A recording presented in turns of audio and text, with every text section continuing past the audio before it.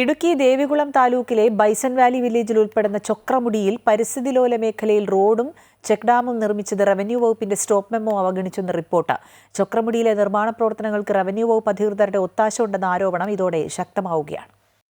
Bison Valley വില്ലേജിൽ ചൊക്രമുടി ഭാഗത്താണ് ഭൂമാഫിയ അനധികൃതമായി നിർമ്മാണ പ്രവർത്തനങ്ങൾ നടത്തിയത്. അടിമാലി സ്വദേശിയുടെയും ഭാര്യയുടെയും പേരിലുള്ള 1 ഹെക്ടറിലധികം ഭൂമിയിലെ മരങ്ങൾ ഏതാനും മാസം മുമ്പ് മുറിച്ചുമാറ്റി. ഇവ വാഹനത്തിൽ കൊണ്ടുപോകാനായി ആദ്യം മൺ റോഡ് നിർമ്മിച്ചു. പിന്നീട് ഈ റോഡ് ടാർ ചെയ്തു. റോഡ് നിർമ്മാണത്തിനായി പാറകൾ പൊട്ടിച്ചു നീക്കിയപ്പോഴുണ്ടായ കുഴി 16 മീറ്റർ നീളത്തിലും 10 മീറ്റർ വീതിയിലും പുനർനിർമ്മിച്ച് ചെക്ക് ഡാമാക്കി മാറ്റി. ഭൂമി പ്ലോട്ടുകളായി തിരിക്കുന്നതിന് കല്ലുകൊണ്ട് കയ്യാലകളും നിർമ്മിച്ചിട്ടുണ്ട്. ഇവിടെ റോഡ് നിർമ്മിച്ചതിനെതിരെ കഴിഞ്ഞ ജൂലൈ 5-ന് റവന്യൂ വകുപ്പ് സ്ഥലത്തിന്റെ കൈവശക്കാരന് സ്റ്റോപ്പ് മെമ്മോ നൽകിയിരുന്നു. ഇത് അവഗണിച്ചാണ് വീണ്ടും നിർമ്മാണ പ്രവർത്തനങ്ങൾ നടത്തിയത്. കൈവശക്കാരന്റെയും ഭാര്യയുടെയും പേരിൽ ഒരേ ദിവസം തന്നെ കെട്ടിട നിർമ്മാണത്തിന് റവന്യൂ വകുപ്പ് NOCയും നൽകി. ഇത് വിവാദമായതോടെ കഴിഞ്ഞ ദിവസം റെഡ് സോണിലെ നിർമ്മാണ പ്രവർത്തനങ്ങൾക്ക് bison Valley village officer stop memo കൊടുത്തു. ഇവിടെ പതിറ്റാണ്ടുകളായി കൃഷി ചെയ്ത് താമസിക്കുന്ന കർഷകർ ഭൂമിയുടെ പട്ടയത്തിനായി വർഷങ്ങളായി കാത്തിരിക്കുമ്പോഴാണ് ചുറ്റും റവന്യൂ ഭൂമി മാത്രമുള്ള ചൊക്രമുടി മലയുടെ ഒരു ഭാഗത്ത് സ്വകാര്യ വ്യക്തികൾക്ക് പട്ടയം ലഭിച്ചത്. വ്യാജ പ്രമാണങ്ങൾ ചമച്ചാണ് കൃഷിഭൂമിയല്ലാത്ത ഇവിടെ പട്ടയം നേടിയതെന്ന ആരോപണം ശക്തമാണ്.